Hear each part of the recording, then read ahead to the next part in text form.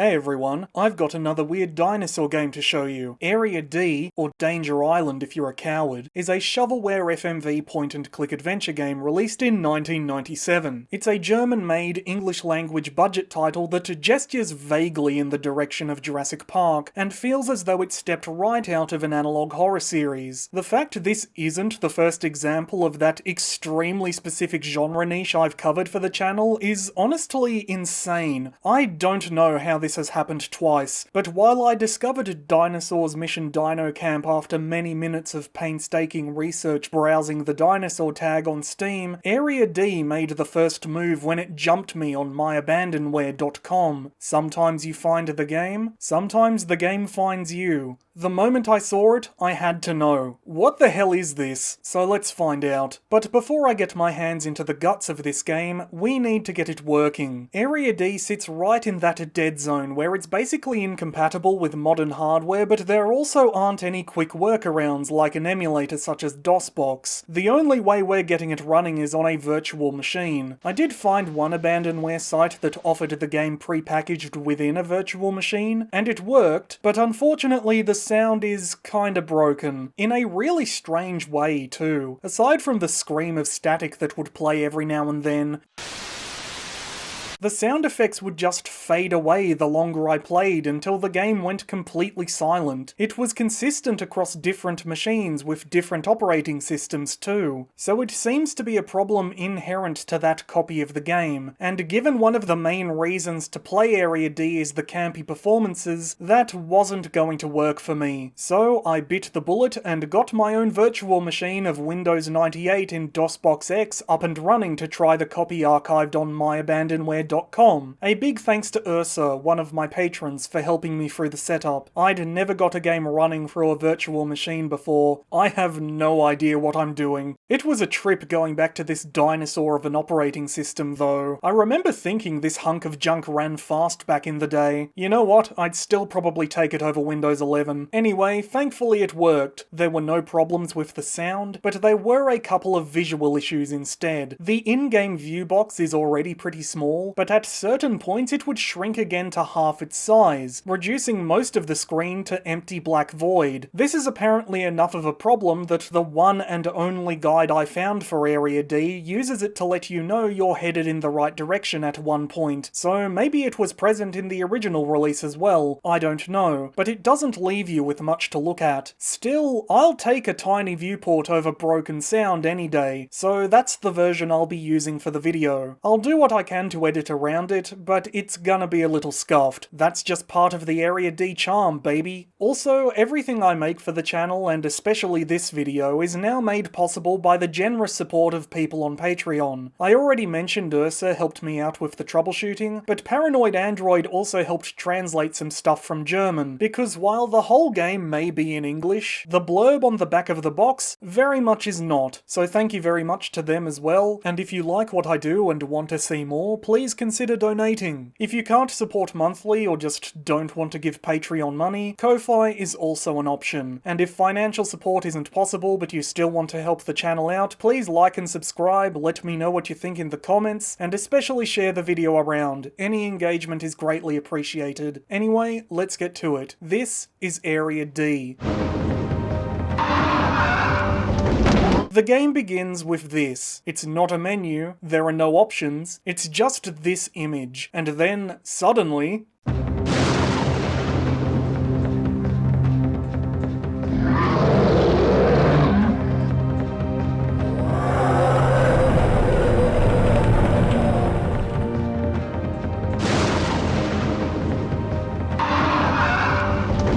I love this intro. It sets the mood perfectly. You look at this and you know exactly what sort of experience you're in for. I'm tempted to just let it play in full, but I'm also tempted to save it for the end because it more or less spoils the entire game. It throws out action shot after action shot, crunchy dinosaur model after crunchy dinosaur model, in an attempt to hype you up for a thriller-minute prehistoric adventure, but this is genuinely all Area D has. They didn't even cut it down from something longer. Those 3-second shots of the dinosaurs are the best you'll get, and you can sort of tell given how many still images of a garage or a bridge or an open door had to be thrown in to fill the runtime. This isn't a trailer, or even an arcade machine era attractor. This is a highlights reel. You can stop playing now. The game's never topping this. The only reason to stay is to get context for all these random clips, some of which have none anyway. This T-Rex just shows up randomly at one point toward the end, and then simply walks on out of the game, never to reappear. The explosion that climaxes the intro makes it seem like there's going to be some big action set piece, but in context, you're just blowing up some rocks to clear your way up some stairs. It's also, weirdly, the last 5 seconds of the game. Once you climb those stairs, it's over, which only adds to the intro's charm in hindsight. It's trying so hard to pump this shit up as something worth playing, and honestly, I kind of respect it, but what makes it even better is that the intro leads directly to this.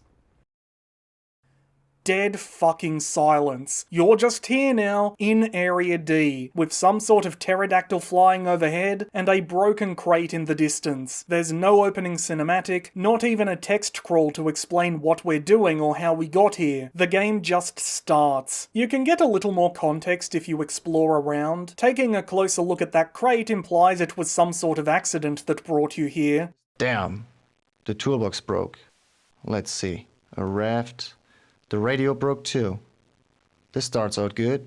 So, no calling for rescue, I guess. Now, in my first attempt to play Area D, I didn't realise the sound was broken for a little while, but one aspect of the audio design that never worked at all was the voice acting. So, when I stumbled onto the broken crate, I had no idea that green blob in the bottom left was meant to be a raft. I figured it was some sort of fucked up leaf, since it's jungle green like most of the backgrounds. Looking at it now, I can see how it stands out from the environment, like a moving prop in an old cartoon, but at the time I was too busy staring at the much more obvious radio. I could not for the life of me understand why the game wouldn't let me take it. It also wasn't the first thing I found. I made the critical mistake of wandering off in some random direction, which immediately got me lost. Having a compass in the bottom right of what I can only very generously call the heads-up display does mitigate the labyrinthine layout of the jungle a bit, but the way some backgrounds are repeated, and some pathways can only be accessed by mousing over a specific part of the screen, made it very easy to miss a trail or two. The game does sometimes attempt to ground you with certain landmarks, like this field of pink flowers or these rocks, but even then, sometimes obvious obstacles weren't actually barriers, while clear and open pathways were. I ended up having to scrub my way across just about every screen in this early part of the game, and occasionally the only way to know I'd missed something was still to check the map, this white blob in what I can only very generously call an inventory. It fills in as you go, and the jagged way each piece loads in always makes it clear you've missed something. Even better, it's a fast travel system, so if you can't be bothered to drag yourself all the way back across the map to pick up an item you missed, you don't have to. I made an effort to see everything for the sake of the video. I wanted to take a look at all the backgrounds in every area to check if they fit together properly, or if they were just stringing random images together. And while this game was made with a negative amount of money, I'm happy to report the environment does kind of make sense. It's just not easy to traverse. Even with a compass and a fast travel map on hand, I still got lost once or twice. Taking a proper walk in the park is also the only way to catch most of the dinosaurs, like this herd of frolicking gallimimuses. You can also find this loner out on the plains too. What a dude. There's also this extremely cursed Brachiosaurus just hanging out. There's something viscerally upsetting about the way the dinosaurs move in Area D. They've got an animatronic uncanny valley quality to them that reminds me of that fucking bear from Teletubbies, which isn't helped by the fact you only ever catch momentary glimpses of the things. Occasionally you'll get the option to interact with a section of the screen, and instead of travelling to a new area, you'll get a second long animation of of a dinosaur. This is the only one I found, but I'm certain there's at least one more. I never saw this sleep Parasaurolophus demon in-game, so I'm guessing they're another clickable jump scare. Not far from the starting point, you'll find some pink flowers, and if you head right, you'll discover how you got here.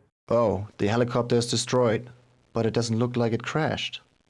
It was destroyed on the ground, but why? Dude, come on. I sort of suspect you're meant to find this before heading deeper into the jungle where you first encounter a proper dinosaur. But even so, the first screen of the game features a pterodactyl. Like, he should know that something about Area D is a little off. The funny thing is, there's not even any reason to visit the helicopter. There are no items to pick up or notes to read. It's just this line of dialogue, and then you move on. Wandering the jungle, there are some dinosaurs, as I've already mentioned, an oddly silent river of lava just running through the middle of things, and a wrecked camp hidden in an out-of-the-way cul-de-sac, which is where you finally get a hint of what you're even doing here. This looks like my guy's campsite.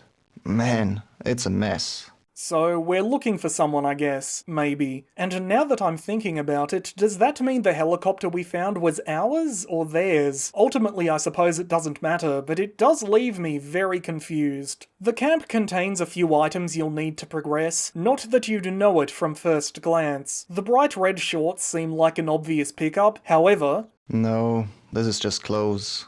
I can't use this. He sounds so disappointed too. You can use them if you want, I believe in you. But no, what you need to click is this... I don't even know how to describe it. A strip of green bubble wrap? What is that? Anyway, it contains a steel cable that is actually a grappling hook going by its image in the inventory, and a winch. A steel cable and a winch. Two things that would actually stand out from the environment if they were present on screen. Maybe I can use it later on. But if you think that's bad, clicking on the damaged tent nets you a...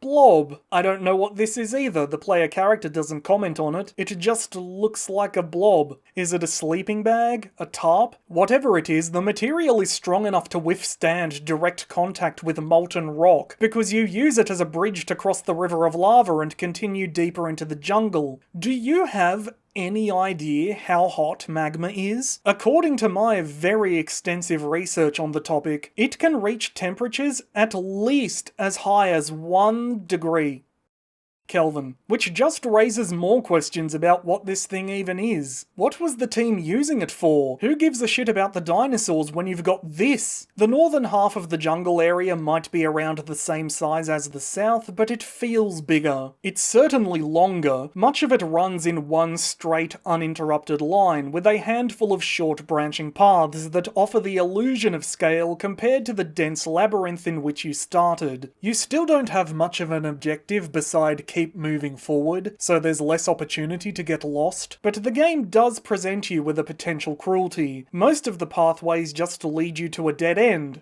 This jungle is too thick. I can't get through here. I have to find another way.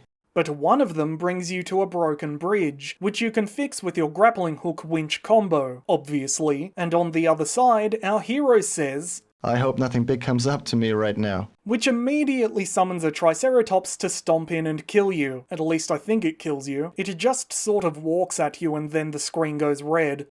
You're meant to shoot it to scare it off, but you can reach the bridge without finding the gun first, and the game never indicates that you're in danger until the Triceratops is there, taking a leisurely stroll in your direction. It's not quite a soft lock, and it doesn't matter anyway, because if you're quick enough with the mouse, you can click your way past it to the next screen before it blocks your escape, but it is kind of cruel. You have to go a different way to get the gun, which puts you on a collision course with an equally ferocious raptor. Oh no!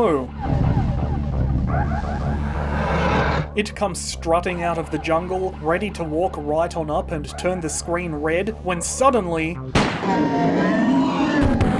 an NPC shoots it dead, and you are not prepared for the rest of this cutscene. Never mind the guy they grabbed from around the office to play this dude quality of the NPC. However you think the game is going to represent the player character in cinematics, I can promise you, you're wrong. Do you want to end up as dino food? I guess you are from the company. My name is Hilland. George Hilland. Nice meeting you. I thought I was gonna die. You should be more careful. You are supposed to rescue us. Hilland gives you a gun, and then starts getting all survival of the fittest on the player. Look at this thing. Everything here looks like this.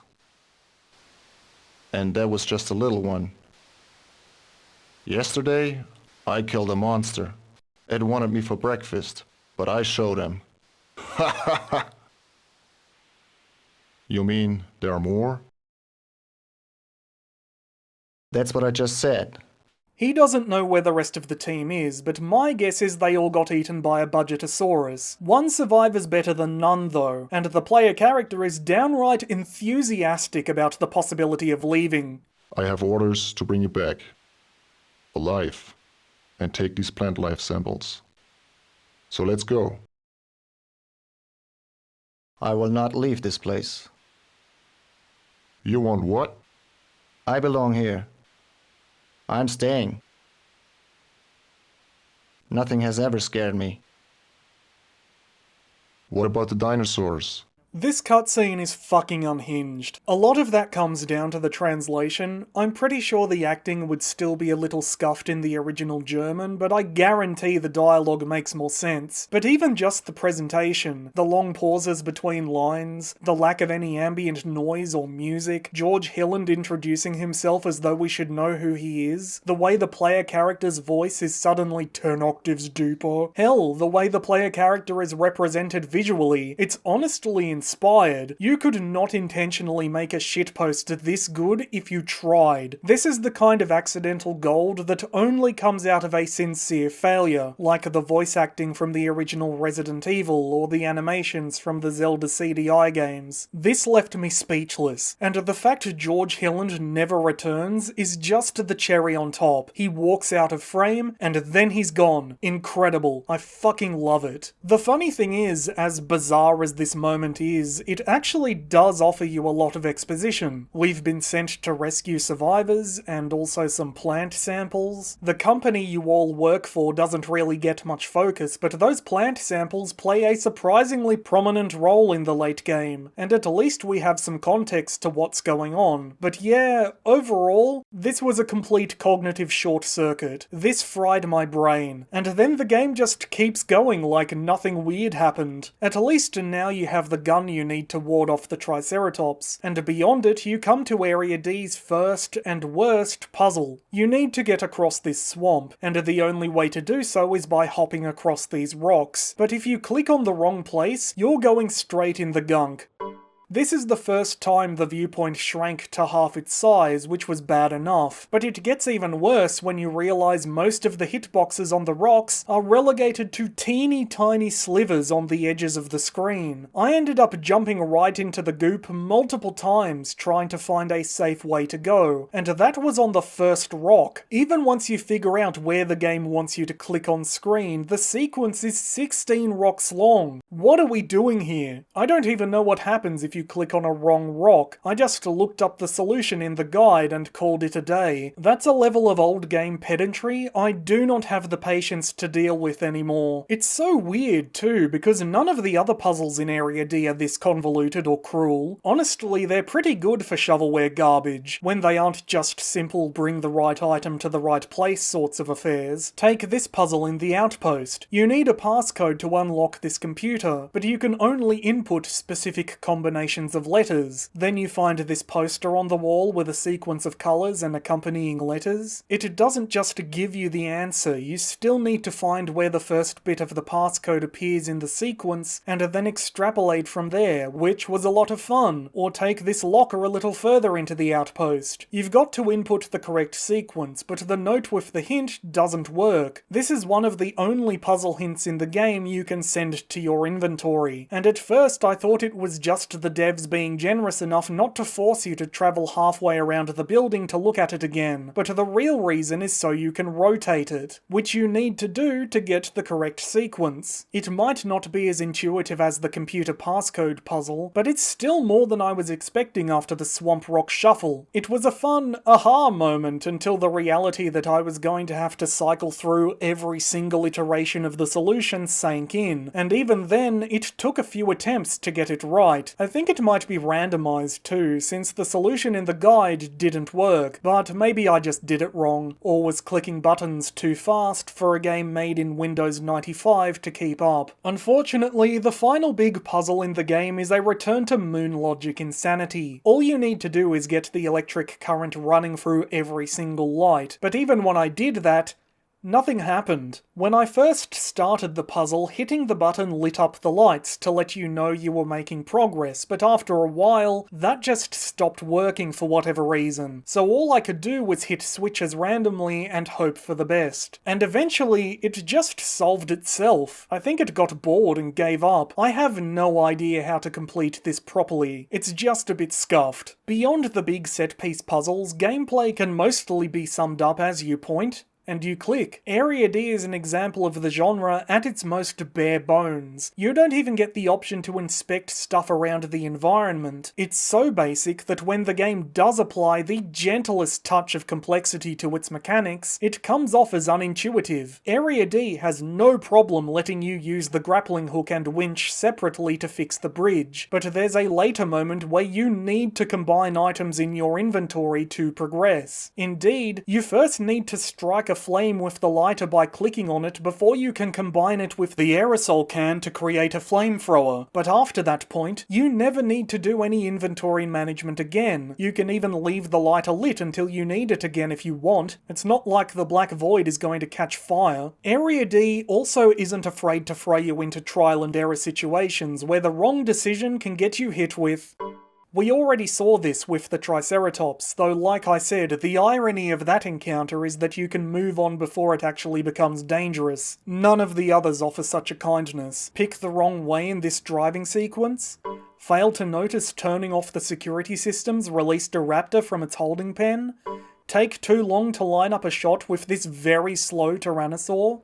The absolute worst offender I'll save until we get to it, but overall, it's just annoying. There's also not much reason to explore. Most of the places you can go, especially in the jungle and the tower, don't really serve a mechanical purpose. The helicopter is a great example. In any other game you'd find an item, but there's just nothing. Same with these weird Lego-looking yellow flowers. There's a floor of the endgame tower that's full of empty rooms, and I can't tell if that's the result of the devs biting off more than they could chew and having to leave certain areas unfinished. Given how furniture starts fading out of existence toward the end, it wouldn't surprise me, or if it's just there to pad out the runtime. My successful playthrough took maybe an hour and 40 minutes, and that was with a lot of experimentation. To my absolute delight, there do appear to be a couple long plays of Area D on YouTube, and the average playtimes appear to be around 20 minutes. This is a short fucking game, so I wouldn't be surprised if these areas were made larger than they had to be to drag out the experience, or if they were made in a vacuum and then tossed in because they were available. And you know what? It sort of works from a gameplay perspective in the jungle. That's the sort of environment you'd expect to be a big sprawling maze without much to interact with. It's a little less excusable in the tower, where things should be ramping up toward a climax in terms of mechanical complexity. If I had to sum up Area D's gameplay, I'd call it functional. Its standout moments wouldn't even rate in a proper point-and-click adventure title, but it's fun for what it is. Functional is certainly better than the alternative. On the other side of the swamp you find more swamp, but also a river, and beyond it, the Outpost. The river looks pretty deep. You'd better use the raft to get to the other side. The river looks pretty deep. I better use the raft to get to the other side. There's nothing else to do on this side of the water, so there's no reason to hang around.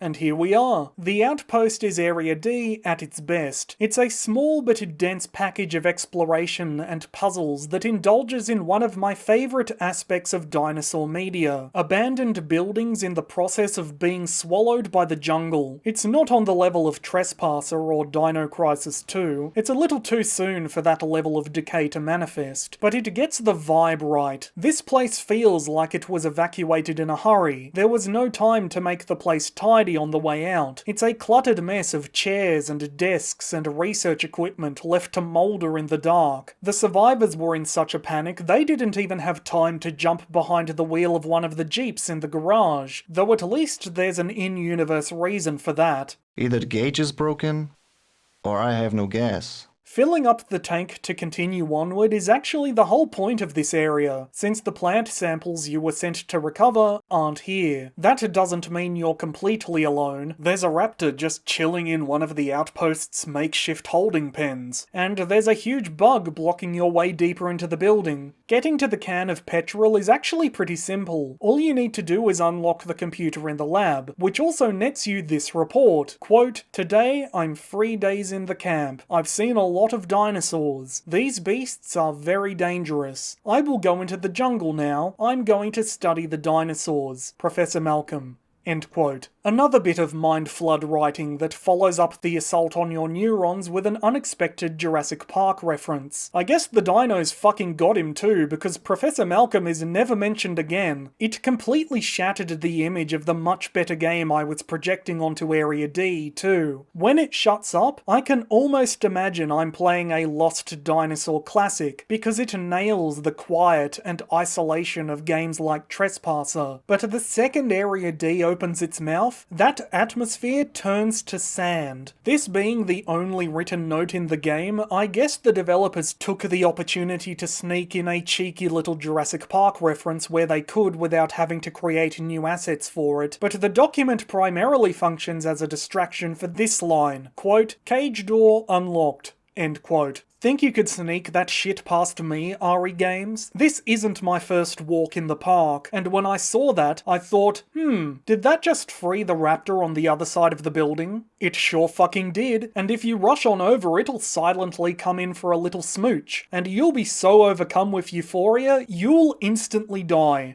I almost wonder if you keep the pistol you got from Hilland beyond your encounter with the Triceratops if you can then use it here to ward off the raptor, but probably not. I bet the devs did not account for that possibility. God, can I be bothered to play through the game again to check? It'll only take like 15 minutes, but then again, it is this game. But it's going to bug me now if I don't. Oh, fuck! It turns out if you skip past the Triceratops without pulling the trigger, the gun just disappears from your inventory once you reach the swamp. So I guess the devs did account for it, but not in the way I was expecting. Speaking of bugs, the only way to properly progress is to get past this mozzie in the other room. It can't actually hurt you, it's just sort of hanging out. But I guess our hero really hates bugs, because you've got to kill it. Now, there's a can of green in the drawer of the computer desk, which I assumed would be bug spray, and while the cursor does give you a little tick to indicate you've got the right item, it doesn't work on its own. As I've already spoiled, you need to turn on the lighter and combine it with the can to create a flamethrower, and then you can use it to kill the mosquito.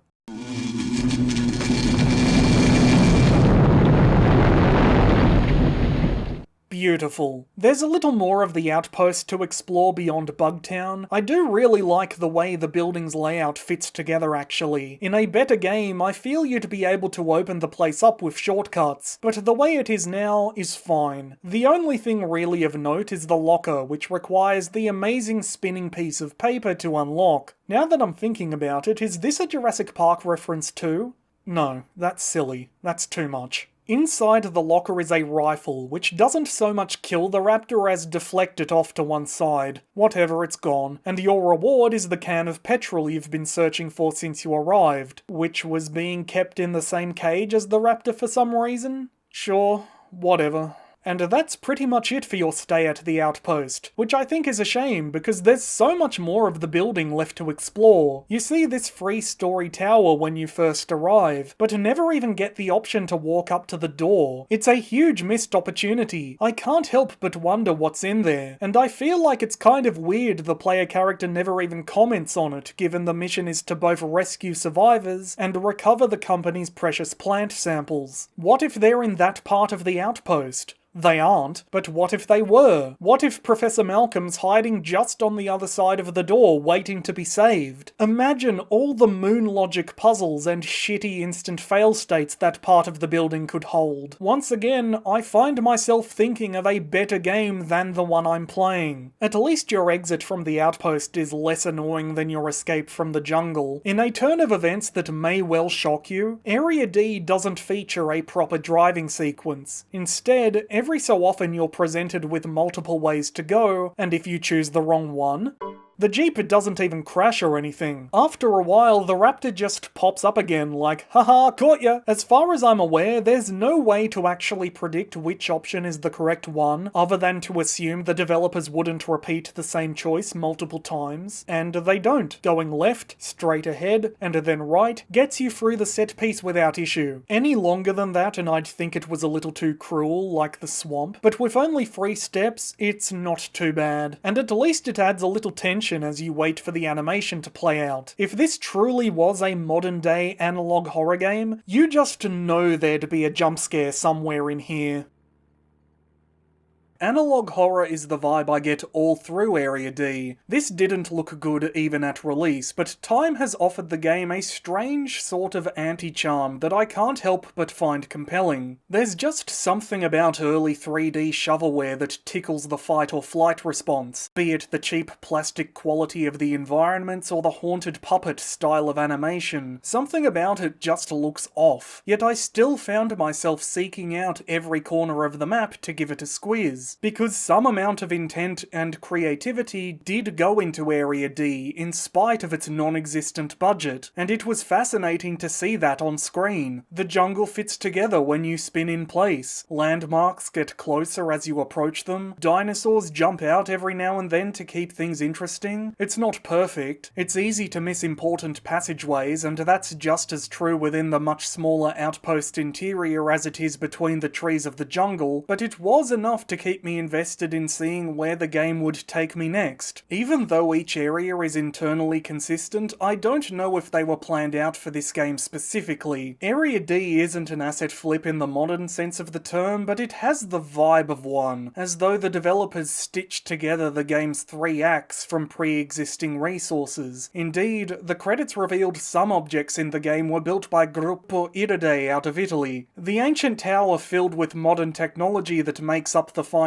area of the game feels like it would fit much better into something like Myst than a dinosaur adventure game, but it was available, so in it went, that sort of thing. And given the rate at which the publisher was pumping these budget titles out back in the day, who knows, maybe there was a bit of prop recycling going on. According to Moby Games, they released around 100 titles between 1995 and 2002, which is just an insane number, so I'm sure any development houses working under RE Games had to make do with the budgets and deadlines they were given. My point is, the result is jagged and wonky and oddly dreamlike. It gets the vibe of Jurassic Park or Myst more or less right, but it lacks texture. Sometimes literally. This computer desk starts to fade out of reality if you look at it from a certain angle, but also figuratively too. There's basically no environmental storytelling, no little world building flourishes to give the experience a little more context. It's just so flat, which are all things that make analog horror work, even if Area D isn't as deliberately unnerving. In an intentional work of analog horror, that flatness would merely be the calm surface hiding something deep and sinister, but here it's played straight, like it's building to a catharsis that never arrives. A big part of that comes down to the sound design. Even with the game running as intended, Area D is a very quiet experience. There's no music outside of the montages.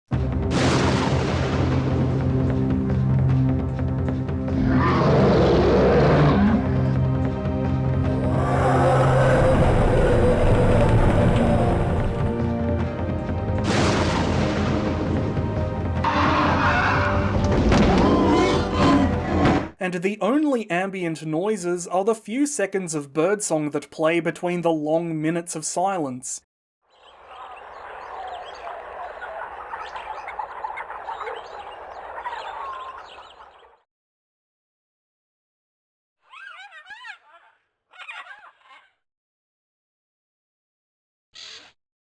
It's very much like Trespasser in that regard, but Anne's physical exertions and Hammond's narration breathed a lot of vitality back into that experience. Here, the player character is so tight-lipped, it's a genuine surprise whenever he does open his mouth, and the way you move silently between screens gives you a lot of time to soak in the silence. The jungle feels pretty lively with the presence of so many dinosaurs, but once you cross the swamp, all that goes away. Upon reaching the outpost, the only dinosaurs you'll meet for the rest of the game are a couple of raptors and a T-Rex. The raptors you come across after escaping the swamp may well be the same raptor, since the guy locked up in the outpost's toolshed doesn't appear to die when you shoot him, and you never encounter more than a single animal at a time. Even if it is the same one, it doesn't appear all that much anyway, so after a while it just feels like you're playing a really shit Myst clone, which, again, feeds right into the analog horror atmosphere. The dinosaurs all have this very generic roar whenever they do appear that just completes the low-budget image.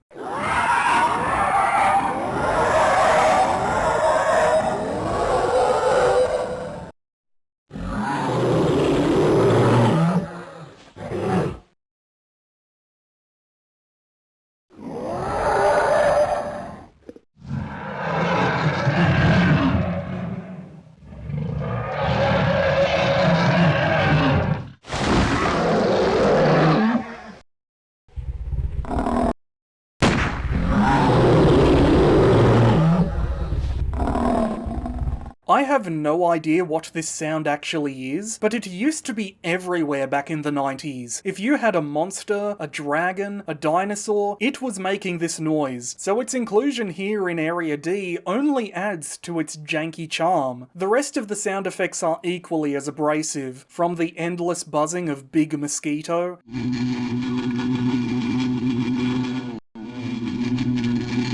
to the gooping of the swamp,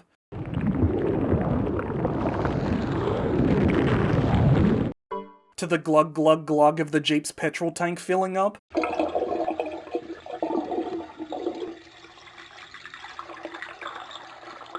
It's all very cheap and very aggressive, to say nothing of the explosions, which the game makes no attempt to properly mix.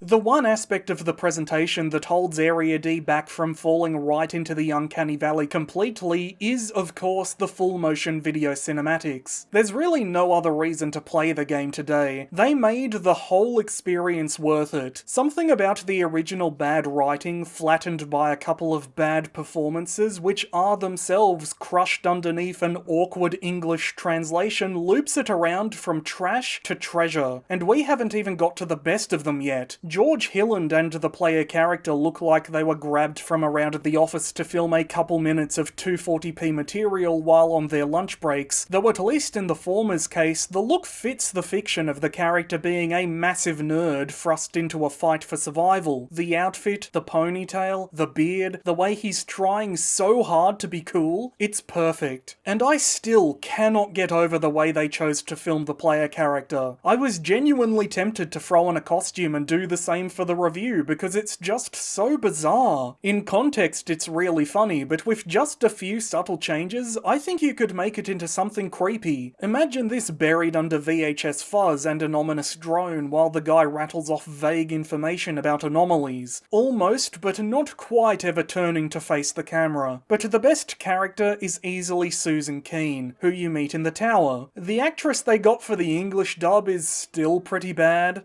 Oh, I'm glad I found somebody. I thought they forgot us. But I honestly really like the look they chose for the character. The outfit and the hairdo come together really well. She's clearly a bit of a punk, but the backpack suggests some youthful naivete too, like she's a grad student stuck in a bad situation. I could see this character working in a proper game. It's good enough that she even made it onto the box art for at least one printing. Now, is she just Temu Sarah Harding from the Lost World Jurassic Park? Yes.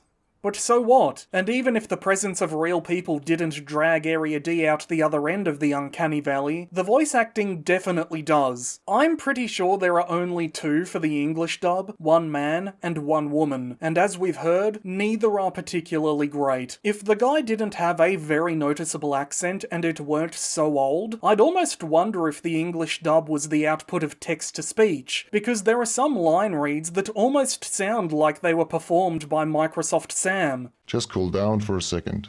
I'm here now, okay? Just cool down for a second. I'm here now, okay? The way the player character's voice shifts down an octave during the FMV cutscenes is always jarring too. You never get used to it, but again, that's all part of the charm. I genuinely wish there were more cutscenes, because these were a highlight. I wouldn't call it good, I wouldn't call any aspect of the presentation good, but it is definitely entertaining. And then of course there's the hole where the heads-up display used to be. The absence of proper inventory assets or even a pause menu is fucking wild. This is a kind of corner cutting you could never get away with today. I don't even have anything substantial to say about it because look at it, there's nothing to say. It's just very odd. Anyway, T-Rex.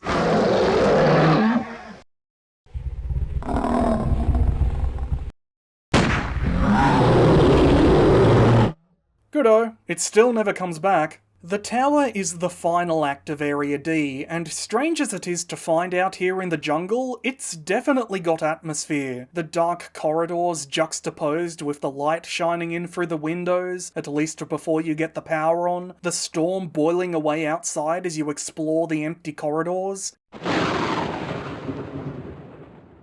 This is the sort of mood I want out of a dinosaur adventure, a moment of natural calm before the talons and teeth come out. Your first job is getting the power back on in a pretty simple puzzle. The power box has 4 fuses, 12 plugs, and it's dark enough that you can't really distinguish green from blue or yellow from red, but the solution is also just stuck to the opposite wall, so all you really need to do is turn around if you get stuck. I think because of the way the inventory works, you can only put the fuses in the correct plugs anyway, so it might not even be a puzzle at all. Regardless, you'll get the power on pretty quick, and then almost immediately run into Susan Keen. By accident even. She just appears the second you acknowledge the existence of this room. I guess you are Susan Keen.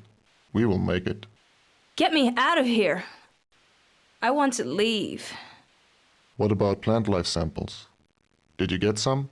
Yeah. I have them with me. Just so we're clear, I didn't edit that cut. I'll give the player character this, he sticks to the mission. I'm kind of shocked Susan already has the samples we're after, but I'm also not, because the less of this game the developers had to make, the happier they probably were. Anyway, the game doesn't make this clear at all, but Susan actually becomes your companion for the rest of the run, which is fun. In any other video game that would cause some sort of mechanical or narrative change, but not Area D. After being quite the chatterbox back in the jungle, the player character doesn't say a word outside of cutscenes, and Susan is so quiet I genuinely forgot she was along for the ride more than once, which is impressive because the tower's fucking tiny, especially at this early stage where all you've got is 3 dead ends and a broken elevator. The elevator you can technically get working, I didn't, but you can. One of the doors is a no-go because... No! Don't touch this. Why not? I smell gas. It looks like there's been an accident. That's why they left the station. I have to air this place out somehow before I can go in. That's sort of fun. A gas leak forced everyone outside and then they got eaten by dinosaurs. A bit basic and definitely budget friendly, but it's a decent explanation as to why the place is deserted. It does bring into question Susan's sense of smell, and it does become very funny when you learn gas leaks are apparently common enough in the tower that they have a machine specifically designed to filter the stuff out of the air, but maybe they just couldn't reach it on the upper levels. I don't know. The lift is fucked after all. And no, you can't blow yourself up with the lighter. I tried. Cowardly. Call yourself a 90s point-and-click adventure game? What a joke. Thus, I was left with no option but to take the stairs, which leads to this. Hey, look down here. Go very slowly to this room. It saw us! Run!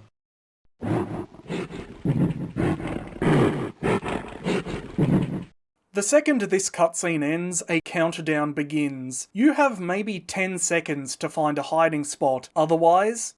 This is the only crisis moment in the game that can't be solved with an inventory item. You have to move to a specific position by turning right at the top of the stairs and going through the open door, but there's no indication the door is even there unless you're looking right at it. I kept trying to hide around to the left, and the raptor kept sending me to...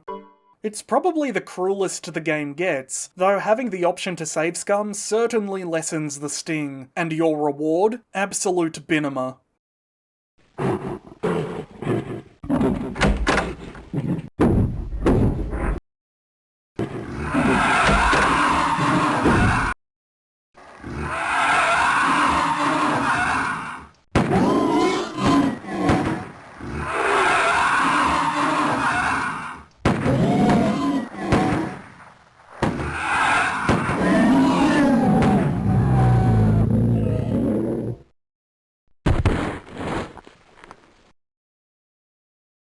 That wasn't bad. You should get a new job. No thanks. This is too boring. At least this one is gone. The lack of music, the scuffed editing, the raptor's corpse being posed like a knocked over toy, incredible. I fucking love it. It's Area D's finest moment, but it's also where the game's charm runs out. The rest of the game is spent wandering around the massive empty maze of the tower's upper and lower floors, and bringing what few items there are to find to where they can be used. You have to get upstairs to reach the machine to filter the dino fart gas out from the lab, and once you get back down there, all there is to find is this bottle.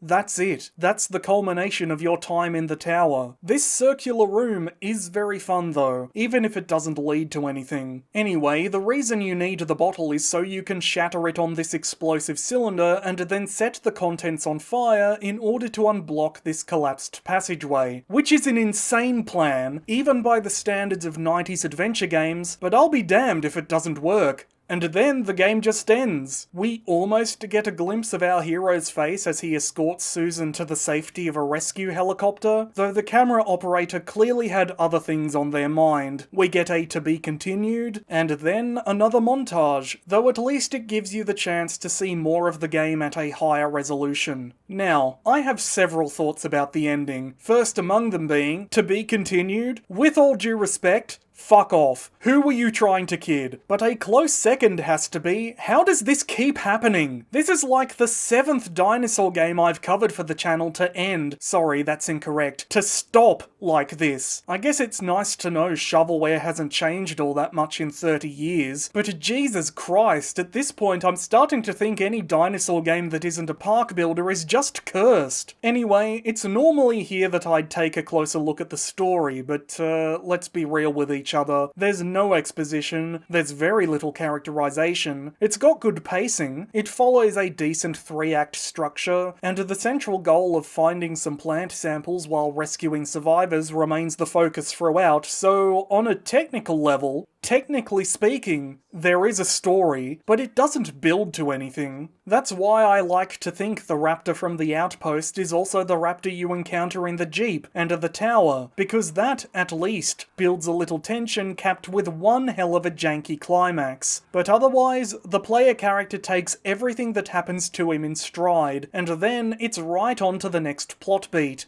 Susan and Hilland do their fucking best to inject a little personality into the game, but the player character's not here to have fun, he's here to do a job. Area D is also a game that only really makes sense when you consider the context in which it was made. The Lost World Jurassic Park hit cinemas the same year this dogshit smacked onto store shelves, and it's clearly trying to cash in on the hype. Why write backstory or world building when you can just rip off something better and say, see, it's like that. If this was made today, it would be wall-to-wall AI assets left to moulder at the bottom of the dinosaur tag on Steam. So, in a way, I'm glad it was made 30-odd years ago, because it means a little artistry snuck in despite the non-existent budget. But my point is, Area D had no ambitions beyond making the developers a quick buck. It's not the only late 90s blockbuster they tried to parasitize either. The same team also made Titanic, a mysterious undersea adventure 1 year later in 1998, which, by all accounts, does not feature the eponymous ship at all. This box art is very funny though. I don't even know why it's called Area D. I mean, I can guess, but the game never offers a definitive explanation. Its other title, Danger Island, is just as generic, and doesn't even fit the fiction if you read the blurb on the back of the box. As I mentioned at the top of the video, patron Paranoid Android very kindly offered to translate the German into English for me, and it goes something like this. Quote, "During an expedition in an unexplored region of South America, a mysterious incident occurs. A team of researchers disappears under mysterious circumstances. Their employer, a genetics company, wants clarity. The mission is clear. Save the research and rescue our team." End quote. So yeah, maybe a few degrees further south in latitude than the Lost World, but otherwise all the pieces are there. They even chucked in a reference to Ian Malcolm, which is how you know it's a ripoff. No self-respecting official Jurassic Park video game would so much as acknowledge the man's existence, especially back in the 1990s. But that's only one bit of the box. There's also this, quote, "The dinosaurs, extinct for millions of years," end quote, and a bunch of exciting features such as, quote, "astonishing graphics and realistic sound. A fantastical world full of dangers guarantees long-lasting gaming fun and thrilling entertainment. Breathtaking computer animations. Action-packed movie sequences featuring professional actors," end quote. My favourite of the lot has to be, quote, "completely in German," end quote. But the most relevant to our current discussion is, quote, "extensive top-secret documents exclusive to the manual," end quote.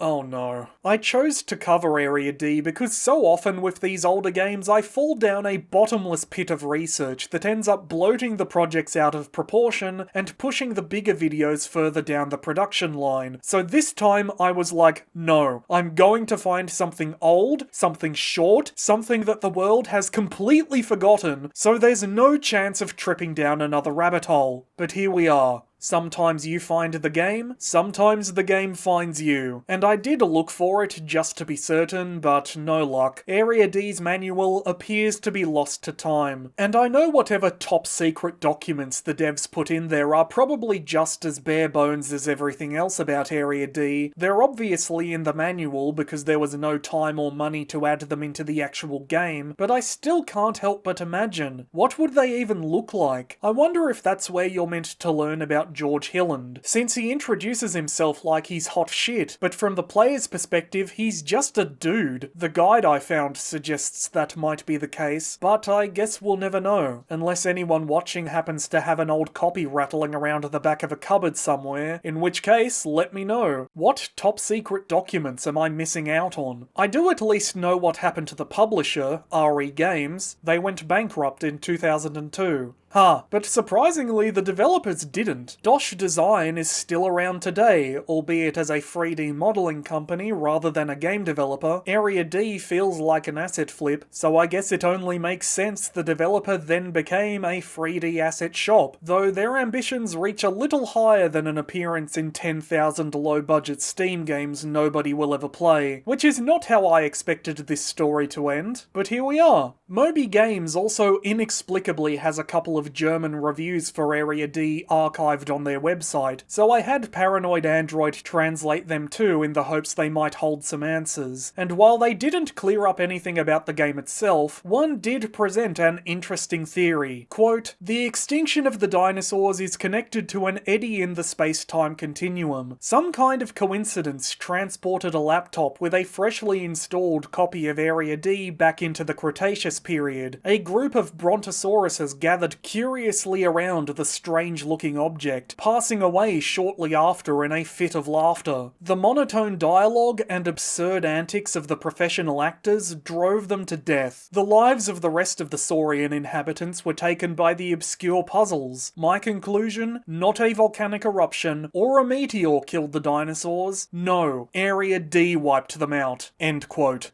Any paleontologists watching? What do you think? How's that for a dinosaur heresy? Now, I understand why this reviewer tore the game to shreds because let's be real, Area D is not good. If I'd played this at release, I'd probably hate it. If I'd played this as part of my dinosaur horror game project, it'd be going straight into D tier, D for dinosaur. But 3 decades on, played in a vacuum without having to spend any money on it, I had fun. I honestly enjoyed it a lot more than some of the games I played for that dinosaur horror project, and if that isn't a damning indictment of the absolute state dino video games are currently in, I don't know what is. Claude and the Lost Wild cannot get here fucking fast enough. But in all seriousness, a dino game is only as good as its roster of dinosaurs, and Area D has a pretty decent, if very familiar, lineup. We've got raptors, T-Rex, Triceratops, Brachiosaurus, Gallimimus, allegedly Parasaurolophus, and some sort of pterosaur. None of them scientifically accurate even for the time, all of them at their absolute crunchiest. Now, you don't need a big roster to make a good dinosaur game, all that matters is you use them well, and unfortunately, Area D doesn't really. Putting aside how samey the mechanical encounters with the animals are, they mostly disappear after the first act, which is also something true of many of the titles I covered in the Dinosaur Horror Game project. Maybe I should just be grateful there weren't any dinosaur-human hybrids this time. Going back over the montages, it looks like some stuff may actually have been cut, since aside from the elusive Parasaurolophus, there are a couple of FMV shots that never made it into the finished product, which is fucking bonkers given how little there is to this game anyway, but there it is. No matter how shallow the well appears to be, there's always a little extra hidden at the bottom. It's a real shame we'll never get to see more of them. Overall, Area D is garbage, but it's the kind of garbage that has only become more interesting as a work of art the further we've travelled from the original release. It's fascinating to go back and look at a genuine, sincere example of 90s shovelware, in an era when analog horror subversions of the style are now so popular they may well outnumber the games like Area D that inspired them. It's not that it's aged well, because it hasn't, it's more that Area D, divorced from the context in which it was made and the market in which it was sold, has taken on a liminal dreamlike quality that's one step away from turning into a nightmare. When Sagan Hawks dropped this video about a lost creepy dinosaur game a couple of years ago, I remember thinking, man, I wish I could actually find it and play it. It may have taken a couple of years, but in the end, the game found me. Be careful what you wish for, I guess. Just as well its intentions weren't too sinister. A truly cursed object, but charming in its own way. Thanks for watching. And that's the video. Before I go, I'd like to thank by name the people supporting me with $5 US a month or more on Patreon. Anonymous, Abril, Azazel, Cass, Hawkwing2652, Hey Matey, Heavy, Jeffiet, Jeff Ladd, Captain Ketchup, Reaper2122, Rock or Something, George, Hilland, Smingland, Sarah Bloomer, Sada Your Friend, Smorsky, Sneezy McGlassface, Space Quest Historian, That One Turian, The Official 476, This Sauerkraut, Thomas Angel, Thomas Elliott, Tree 3, Angry Bees, and Zeke the Phantom. Thank you so much. And another extra special thanks to patrons Paranoid Android and Ursa for helping out with translation and troubleshooting respectively. Next month I'll be taking a look at another dinosaur mystery, though one a little more recent. I'll see you then. Thanks again for watching. At the risk of making a mess,